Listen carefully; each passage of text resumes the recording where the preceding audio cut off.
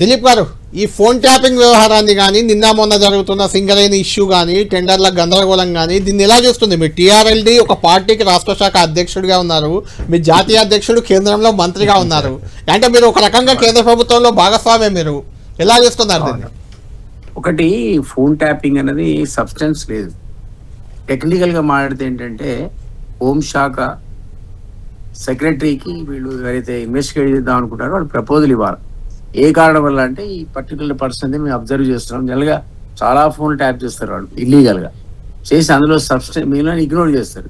ఎక్కడైనా సబ్స్టెన్స్, దేశద్రోహం, ఇట్లాంటి సీరియస్ ఎక్స్ట్రీమిస్ట్ కార్యక్రమాలు లేదా క్రాస్ బార్డర్ టెర్రరిజం మీద వాళ్ళకి ఇన్ఫర్మేషన్ ఉంటే ఆ వ్యక్తుల మీద ఇది మా దగ్గర ఎవిడెన్స్ ఉంది అని అన్అఫిషియల్ గా చూపించి పర్మిషన్ తీసుకుంటే 3 months హోమ్ సెక్రటరీ పర్మిషన్ ఇస్తాడు. అది ఎప్పుడు కూడా జరిగినట్టు జ్ఞాపకం లేదు. ఈ మధ్య కాలంలో జరిగి ఉంటే అది ఫోన్ ట్యాపింగ్. ఎట్లా ఇప్పుడు అదర్వైజ్ హరీష్ రావు చెప్తే నేను చేసిన అని అధికారం అంటే కూడా దానికి అసలు ఏ విధమైన ఆధారాలు ఉండవు. హరీష్ అంటే నేను చెప్పలేదు అంటాడు, ఏం చేయాలి మీరు? సో అందువల్ల రిటర్న్ లో కనుక మీరు పర్మిషన్ 10 ఫోన్లకు 20 ఫోన్లు ఇప్పిస్తే ఎందుకు ఇచ్చారు, కథ ఏంది, ఆ తర్వాత ఏం తెలియదు, దానికి ఒక కమిటీని వేస్తారు 3 ఆఫీసర్లు, 3 months తర్వాత రివ్యూ చేస్తారు. ఆధారాలు లేకపోతే ఎక్స్టెన్షన్ ఇవ్వరు, ఆ 3 నెలలకి ఆ ట్యాపింగ్ క్లోజ్ అవుతుంది. అదొక అంశం. రెండో అంశం ఏంటంటే ఈ పెగాసిస్ సాఫ్ట్వేర్ ని మనం ఈ ఎంక్వైరీలో ఏదైతే ఆఫీసర్లు ఫేస్ చేస్తున్నారో వాళ్ళే చెప్పారు, మేము పోయి ఇజ్రాయెల్ నుంచి పెగాసిస్ కొనుక్కొని వచ్చామని. మరి ఆ డబ్బులు వాళ్ళకి ఎవరు ఇచ్చినా వదలదు. అదే ఒక 5 కోట్ల రూపాయలు ఖర్చు పెట్టి పెగాసిస్ సాఫ్ట్వేర్ తెచ్చినాక సాఫ్ట్వేర్ లో మీ నెంబర్ నా నెంబర్ ఇచ్చినా కూడా అది చెప్తుంది మీరు ఎవరితో మాడుతున్నారు, దాని కాంటెంట్ ఏంటి, మొత్తం డీటెయిల్స్ అని వస్తాయి వాళ్ళు. కానీ అన్అఫిషియలే, వాళ్ళు అఫీషియల్ అడిగితే నేను చేయలేదంటారు. కానీ మీకు ఆ ఎవిడెన్స్ అందులో క్లియర్ గా మీరు మీ నెంబర్ కొడితేనే మీరు ఈ 3 నెలల కింద నుంచి, అంటే వాడు కావాలనుకుంటే నెల 3 నెలలు ఆరు ఏదైనా కానీ యాజ్ లాంగ్ యాజ్ వాడు చూసుకునేంతసేపు కూడా, చూసేంతసేపు కూడా వాళ్ళకి మీకు incoming calls, out going calls, plus మీరు ఎవరికి టెక్స్ట్ ఇచ్చినారో ఆ మెసేజ్ ఇవన్నీ వస్తాయి. ఇది అఫీషియల్గా అడిగింది అనుకోండి, ఆ ఆర్డర్ హోమ్ సెక్రటరీ లేనప్పుడు వాళ్ళు నో అంటారు. ఎక్కడ నిలబడితే ఈ కేసు చెప్పండి, హరీష్ మీరు 6 గంటలు విచారించినా 10 గంటలు విచారించినా నాకు తెలిసి హరీష్ నేనే చెప్పిన వాళ్ళకని అనడు. అధికారులు అంటుండొచ్చు, మీరు వాళ్ళ భయానికి వాళ్ళు నాకు హరీష్ చెప్పిండు, కేటీఆర్ చెప్పిండు, సీఎం చెప్పిండు. దిలీప్ గారు, వాళ్ళు అంటుండొచ్చు అనేది కాకుండా వాళ్ళు వాళ్ళ తప్పును లేకుంటే వాళ్ళ వైఫల్యాన్ని కప్పిపుచ్చుకోవడానికి నెట్టేస్తే సరిపోదు కదా. అలా అది వాళ్ళు నెట్టేసినానికి నిలబడదు అంటున్నాను. చట్టపరంగా ఈ సింగరేణి ఇష్యూ వల్ల దాన్ని డైవర్ట్ చేయడానికే ఇప్పుడు ఈ నోటీసులు ఇచ్చారు, పిలిచారంటే ఏమంటారు? అది ఓకే డైవర్షన్ పాలిటిక్స్ లో భాగంగా మనం ఈ 2 ఏళ్ళని చూస్తున్నాం కదా.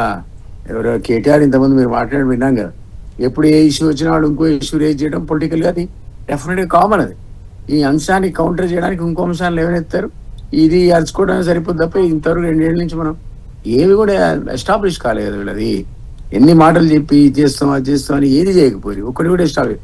ఆఖరికి తనకు ఎవిడెన్స్ ఇంతకుముందు అన్న కాళేశ్వరంలో ఎవిడెన్స్ దొరికి ఒక కాంక్రీట్ చేయొచ్చు, వీళ్ళ మీద యాక్షన్ తీసుకోవచ్చు అనే టైంలో తీసుకుపోయి సిబిఐకి ఇచ్చింది. ఇప్పుడు అది పోయిందో తెలియదు. సో ఇవన్నీ డిలే టాక్టిక్స్, పొలిటికల్ గా ఒక అజెండా కింద పెట్టుకునే అంశాలే తప్ప ఎవరిని జైలు పంపే ఆలోచన అయితే కనపడట్లేదు ఇప్పుడున్న పరిస్థితి లోపల. సో ఈవెన్ కోల్ మైన్స్ కూడా దానికి కూడా ట్రాన్స్ఫర్ సుప్రీం కోర్టు మానిటర్ చేసింది అలాట్మెంట్ ఆఫ్ ఈ గనులను. మీకు జ్ఞాపకం ఒక 10 years కింద సుప్రీం కోర్టు అన్ని రద్దు చేసి పారేసింది. చేసి ట్రాన్స్పరెన్సీ పెట్టమన్నది, పెట్టి ఏమన్నది నీకు నిలువలకు దగ్గర 10% డిపాజిట్ ఇవ్వండి, 1000 కోట్లు మీరు ఆక్షన్ పార్టిసిపేట్ అంటే 1000 కోట్లు మీరు డిపాజిట్ చేయాలి. అది ఎవరికి సాధ్యం? ఏ అదానికో అంబానీకో ఇట్లాంటి వాడు డిపాజిట్ 10% పెడతారు, కానీ వాడు మామూలు వాడు పెట్టగలుగుతారా? ఇక్కడంటే వీళ్ళు అధికారంలో ఉన్నారు కాబట్టి వీళ్ళకి అవకాశం ఉంది కాబట్టి వేరే వాడిని పార్టిసిపేట్ కాకుండా చేసి వీళ్ళు దాన్ని దక్కించుకునే కార్యక్రమం చేసే ప్రయత్నం చేసినట్టారు. అది ఒకటి మీద కూడా పోటీ పడుతున్నారు కాబట్టి ఎక్స్పోజ్ అయ్యి ఈ రోజు రభస అవుతుంది. కాబట్టి మీరు అన్నట్టు కరెక్ట్. అది కిషన్ రెడ్డి గారు ఎంక్వైరీ ఆర్డర్ ఇవ్వచ్చు దీని మీద కూడా, ఎందుకంటే తన శాఖ కదా, తన శాఖ కాబట్టి నా ఉద్దేశంలో 49 స్టే కూడా సరిపోతుంది దానికి. Government of India share holder అయినప్పుడు నీకు స్టేట్ గవర్నమెంట్ రికమెండేషన్ అవసరం లేదు. Right, okay.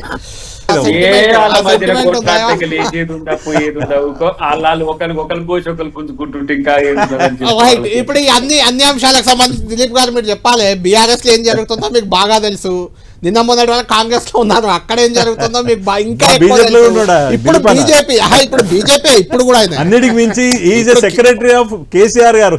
కాబట్టి అసలు ఏంది ఈ వ్యవహారం అంతా? తెలంగాణలో ఏం జరుగుతుంది, దీనికి ముగింపు ఎప్పుడు, ఏం జరుగుతుంది, ఫైనల్ గా కంక్లూడ్ చేయండి. ఒకటి కళ్యాణ్ మా రుచులందరికీ కూడా మన ఎవరైనా కూడా ఇన్వెస్టిగేటింగ్ ఆఫీసర్స్ కాదు. ఉమ్. ఏదైనా సిట్ కానీ మరో ఎంక్వైరీ చేసే ఆఫీసర్ అనేవాడు ఇన్వెస్టిగేటింగ్ ఆఫీసర్కే కాజ్ ఆఫ్ యాక్షన్ కి రీజన్ తెలుస్తుంది. మీరు చెప్పే స్టేట్మెంట్, ఆఫీస్ చేసిన స్టేట్మెంట్ లోనో ఏదో ఒక కారణం చేత వాళ్ళకి ఆధారం ఉంటే అప్పుడే నోటీస్ ఇచ్చి పిలిచి మీ దగ్గర క్లారిటీ తీసుకుంటారు. చెప్పినట్టు స్టేట్మెంట్ ఈ రెండు మ్యాచ్ చేసుకుని ఫర్దర్ గా చార్జ్ షీట్ లో డీటెయిల్స్ అని పొందుపరుస్తారు తప్ప ఎందుకు హరీష్ని పిలిచామని మీరు అడగలేరు, లేదా ఎందుకు అధికారి ఏం చెప్పడని ఇప్పుడే అడగలేరు. సో అది పార్ట్ ఆఫ్ ఇన్వెస్టిగేషన్. రేపొద్దున ఇవన్నీ కూడా కోర్టు ఎగ్జామిన్ చేస్తుంది. మీరు ఇచ్చిన ఎవిడెన్స్, వాళ్ళు ఇచ్చిన రిప్లైస్ అది స్టాండ్ అయితే లేదని కోర్టు అప్పటిదాకా కూడా కోర్టుకు చార్జ్ షీట్ ఫైల్ చేసే మీకు తెలియదు, నాకు తెలియదు వాడు ఎందుకు ఎవరిని పిలిచినారు. ఇక్కడ ఏదో ఉండుంటది హరీష్ కి సంబంధించిన అంశం. అక్కడ ఇన్వెస్టిగేషన్ చేసిన అంటే సందర్భంలో దిలీప్ గారు ఇక్కడ ఏదో ఉండి పిలవడాన్ని ఎవరు తప్పు పట్టట్లేదు, ఏది లేకపోయినా మనకి ఎట్లా వేధించడానికి పిలుస్తున్నారు అనేది కదా ఆరోపణ, బీఆర్ఎస్ ఆరోపణ. అది అది ఇంపాసిబుల్ అండి. అట్లా మీరు పిలిస్తే అదే రేపొద్దున ముద్దాయి మళ్ళా చెప్పిందాన్ని కోర్టు- నమ్ముతాం మనం. మళ్ళా పోతే కోర్టులో మెజిస్ట్రేట్ ప్రభుత్వం చివాట్లు పెడతాడు. ఉమ్. మెజిస్ట్రేటే చివాట్లు పెడతాడు. పై ఎవరు అన్నెసర్లీ హరాసింగ్ ఏమంటాడు మీరు పిటిషన్ వేస్తే. అది అక్కడ ఆ టైప్ ఆఫ్ ఆధారాలు లేకుండా ఎవరు ఎవరిని పిలిచేటువంటి ఆధారం అవకాశం లేదు. మీకు గతంలో సార్ చెప్పినాను, ఇక్కడ మన దగ్గర ఇన్వెస్టిగేట్ చేస్తాను ఒక లేడీని తీసుకొచ్చి లాకప్ రూమ్ లేకుండా రాత్రిపూట అంటే ప్రొవిజన్ లేదు, వాళ్ళ ఆఫీసులో పెట్టుకున్నారు. ఏది జిఎస్టీ అధికారులు, ఇన్కమ్ ట్యాక్స్ అధికారులు. తెల్లారి అమ్మాయి కోర్టుకు పోతే 5 ఆఫీసర్ సస్పెండ్ అయ్యారు.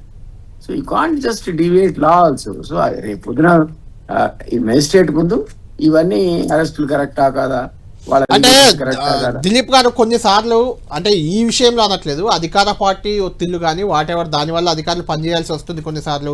అది కోర్టుల్లో చాలా సార్లు కొట్టివేస్తున్నారు. మొన్న ఒక జర్నలిస్ట్లను అరెస్ట్ చేసినప్పుడు కూడా అసలు నీకు ఫిర్యాదు ఎవరు చేసిండ్రు, నువ్వు వాళ్ళని ఎందుకు అరెస్ట్ చేసావని క్వశ్చన్ చేశారు అక్కడ జడ్జి. ఎలాంటి ఫిర్యాదు, బాధితులు ఎవరు ఫిర్యాదు చేయకుండా. అందుకనే వాళ్ళకి అంటే అక్కడ అధికారులు తప్పు చేసినట్టే కదా మరి. అంటే చేసినట్టే. అధికారులు తప్పే చేయరు అనే రకంగా చెప్పడం కూడా కరెక్ట్ కాదు నేను కదా. చెప్పిన ఎగ్జాంపుల్ మీకు వాళ్ళు లైబులే సస్పెండ్ అయ్యారు. అవును. సో వాళ్ళు కూడా జాగ్రత్తగా ఉంటారు, అధికారులు కూడా బ్లైండ్ గా చేయరు. బట్ మీరు అన్నట్టు ఏ పార్టీ అధికారులు ఉంటే వాళ్లకు వీళ్ళు అనుకూలంగా వ్యవహరిస్తున్నారు. అదే కదా, ఇంతకుముందు 10 ఏళ్ళు వీళ్ళే అధికారులు, ఇప్పుడు వీళ్ళే అధికారులు. అట్లా అధికారులు ఎవరు మారలేదు. కానీ వాళ్ళు అప్పుడు అద్దెకి దాకాన్ని ఇబ్బంది పెట్టింది వాళ్ళే అధికారులు, ఇప్పుడు హరీష్ రావు వీళ్ళని పెడుతుంది వాళ్ళే అధికారులు. మళ్ళీ ఎందుకు చెప్పండి, అధికారులు ఎవరుంటే వాళ్ళకు సాధ్యమైనంత వరకు ఫేవర్ చేసే అది అదే కదా, అక్కడే అనుమానం వస్తుంది. దయాకర్ గారు ఫైనల్ గా కంక్లూడ్ చేయండి. ఉంటది ఈ వ్యవహారం ఏంటి కానీ ఒక్కొక్క సందర్భంలో కోర్టు ముందు నిలబడదు, అనవసరంగా వాళ్ళు కూడా లయబుల్ అవుతారు. వాళ్ళు కోర్టుకు వెళ్తారు, కోర్టులో వస్తాయి కదా, జడ్జిమెంట్ వచ్చే వరకు పుణ్యకాలం కాస్త గడిచిపోతుంది. చెప్పండి దయాకర్ గారు. మనం చూడంగా ఎట్లా చెప్తే అట్లా జైలు పోయిన వాళ్ళు లేరు, ఐఏఎస్ ఐపీఎస్ ఎందుకు లేరు, ఉన్నారు. రైట్ దయాకర్ గారు.